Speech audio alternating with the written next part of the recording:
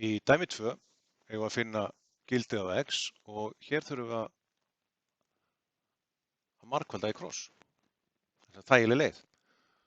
Ef við myndum gera það, þá myndum við byrja á að gera 2 sinnum svigin x mínus 3 jafnt og 3 sinnum svigin x plus 2.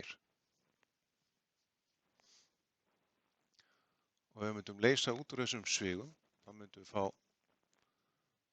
2x mínus 6 er jafnt og 3x plus 6.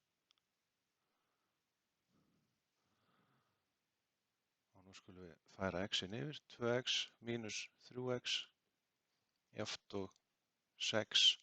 Og þegar við færum þetta yfir, þá verður þetta plus 6. Þannig að ég er með mínus x jafnt og 12 eða x jafnt og mínus 12. Loka svar.